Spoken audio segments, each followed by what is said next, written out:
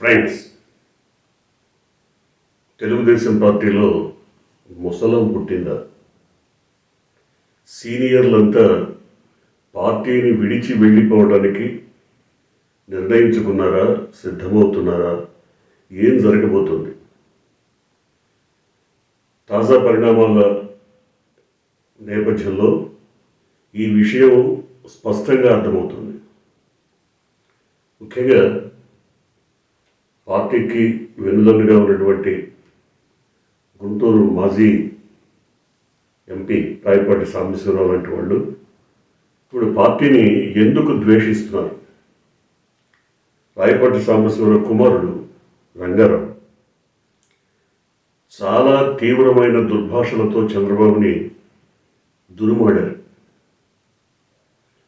తాజాగా ఆయన మీడియా వర్గాలతో కూడా చంద్రబాబు విషయంలో మోసకారని, వంచకుడని, తమని వంచాడని స్పష్టంగా పేర్కొన్నారు.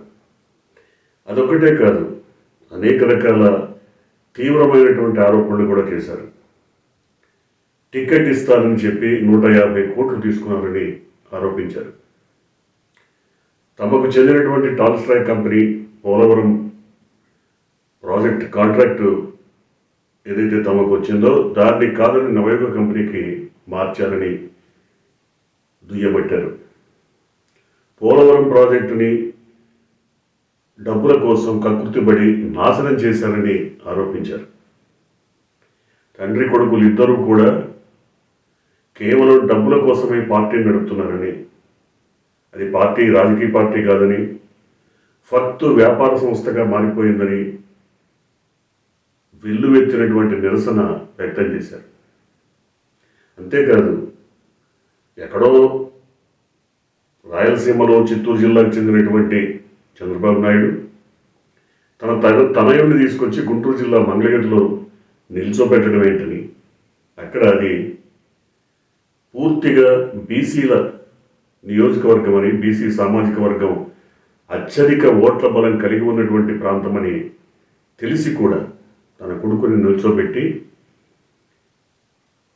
రకరకాల రాజకీయాలు ప్లే చేశారని చెప్పారు. అంతేకాదు, ఈసారి మంగళగిరిలో ఒకవేళ లోకేష్ పోటీ చేస్తే ఎట్లా గెలుస్తాడో చూస్తామని కూడా ఆయన ఒక హెచ్చరికను జారీ చేశారు. ఎస్, ఇంత తీవ్రమైన పరిణామాల మధ్యలో తన కుర్చీ వెనక ఉన్నటువంటి, తన ఆఫీసులో కుర్చీ వెనక ఉన్నటువంటి చంద్రబాబు నాయుడు ఫోటోను నేలకేసి విసిరి కొట్టారు. చాలా తీవ్రమైనటువంటి ఆగ్రహ జ్వాలలు వ్యక్తం చేశారు. ఎందుకింత ఆగ్రహం? ఏం జరిగింది? దాదాపుగా గత 10 ఏళ్ల కాలంలో 2014 నుంచి 24 వరకు ఈ 10 ఏళ్ల కాలంలో అనేక మంది కమ్మ సామాజిక వర్గానికి చెందిన వాళ్ళు ఇలాగే మోసపోయారని కూడా చెప్తున్నారు. అమరావతి అనేది ఒక దగ అని అన్నారు ఆయన. అక్కడ భూదందాలు చేశారని చెప్పారు. ఇట్లా రకరకాల అంశాల మీద ఇవాళ ఆగ్రహం వెలిగెక్కినటువంటి రాయపాటి రంగారావు పార్టీకి రాజీనామా చేశారు, తెలుగుదేశం పార్టీకి. అంతేకాకుండా వైసీపీ కనుక అవకాశం ఇస్తే, ఎక్కడ అవకాశం ఇచ్చినా పోటీ చేస్తా అన్నారు. బహుశా ఆయన ఉద్దేశంలో గుంటూరు ఎంపీ స్థానానికి ఒకవేళ అవకాశం ఇస్తే పోటీ చేస్తానని సూచనప్రాయంగా తెలియజేశారా? ఇది చాలామంది అనుకుంటున్నటువంటి మాట.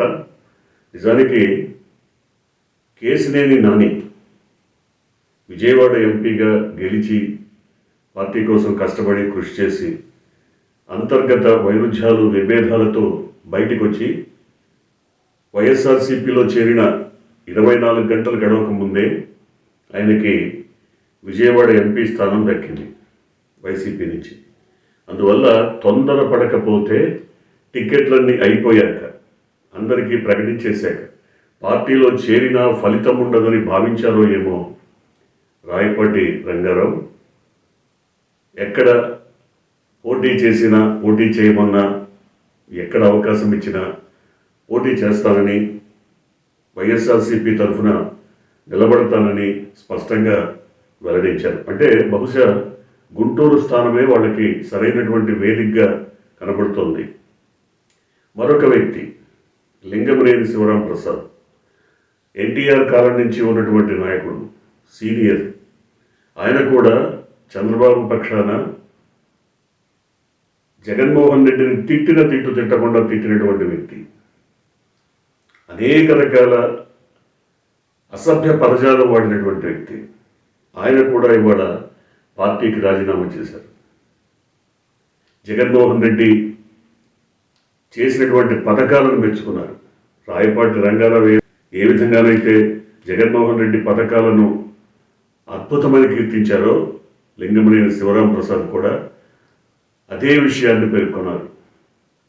చంద్రబాబుని ఒక దశలో తీవ్రమైన పదజాలంతో దూషించారు. ఏంటి జరుగుతోంది?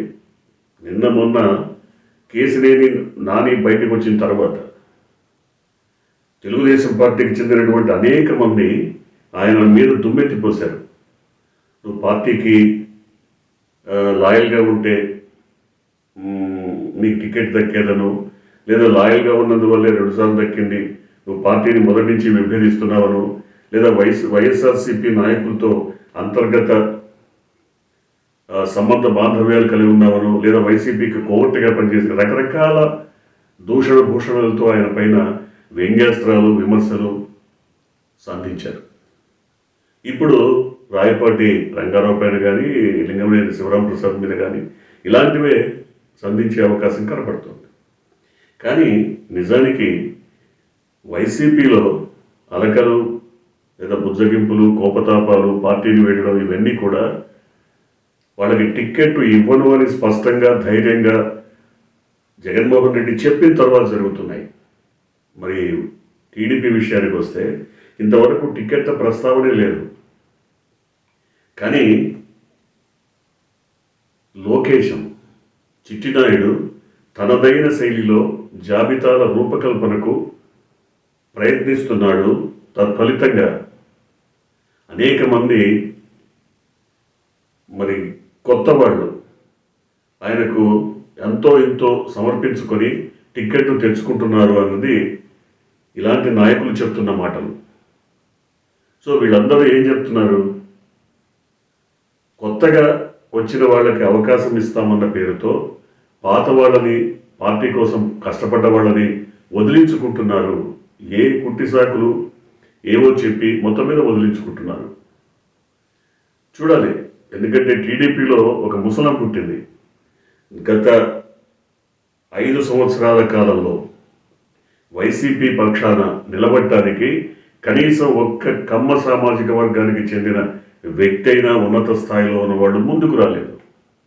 అంటే పార్టీలో ఉన్నవాళ్ళు ఉన్నారు, కొనసాగుతున్నారు, కానీ కొత్తగా ఎవరు వచ్చి చేరిన పాప అనుకోలేదు. కానీ ఇప్పుడు గుంపులుగా రావడానికి సిద్ధపడుతున్నారు. అంటే కృష్ణా, గుంటూరు జిల్లాలకు సంబంధించి ఆ సామాజిక వర్గం బలంగా ఉన్నటువంటి ప్రాంతాల్లో టీడీపీకి నిట్ట నిలువుగా గండి కొట్టేటువంటి అవకాశం కనబడుతోంది. జగన్మోహన్ రెడ్డికి ఇది అయాచిత వరం. అంటే అతను కోరుకోని వరం. అతను దేవుడిని ప్రార్థించకపోయినా దేవుడే దిగొచ్చి ఇచ్చినటువంటి వరంలా కనబడుతుంది. ఇదే కనుక జరిగితే, ఇలాంటి మరికొన్ని పరిణామాలు కనుక జరిగేటైతే టీడీపీకి కోలుకోలేని దెబ్బ తగులుతుందని భావించాలి.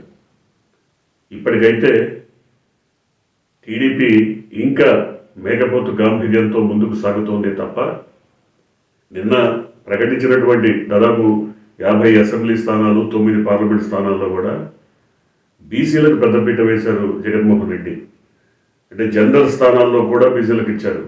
50లో 16 మంది బీసీలు ఉన్నారు, 14 మంది ఎస్సీలు ఉన్నారు, అట్లాగే 3 ఎస్టీలు ఉన్నారు, 14 మంది ఓసీలు ఉన్నారు. ఓసీలో కూడా ఒక కులం కాదు, రెడ్లు ఉన్నారు, దాంట్లో కమ్మాస్ ఉండొచ్చు, ఇంకా వేరే ఎవరైనా ఉండొచ్చు. అంటే 16 మంది బీసీలకు ఇచ్చారు. సో ఈ రకమైన ఎత్తుగడలతో ముందుకు సాగుతున్న జగన్మోహన్ రెడ్డిని ఎదుర్కోవటానికి చంద్రబాబు నాయుడు జనసేన మీద ఆధారపడి ఉండొచ్చు, లేదా బీజేపీని మరి బుజ్జగించో, మంచో చెడో ఏదో ప్రతిమాలో బామాలో తమ వైపు తెచ్చుకోవాలని భావిస్తుండొచ్చు. ఎన్ని చేసినా జగన్మోహన్ రెడ్డి కొత్త ఎత్తుగడలు వ్యూహరచన ముందు చిత్తైపోతున్నారేమో అన్నది ఆ పార్టీలోనే టీడీపీలోనే చాలామంది శ్రేణులు చెబుతున్నటువంటి మాట. చూడాలి. ఇప్పటికైతే టీడీపీలో ముసలం ముదురుతోంది. అతి త్వరలో, అతి కొద్ది రోజుల్లో, వారం 10 రోజుల్లోనే మరికొంతమంది సీనియర్లు పార్టీని వీడిపోవడానికి సిద్ధపడుతున్నారన్న వార్తలు వస్తున్నాయి. చూడాలి ఏం జరగబోతుందో.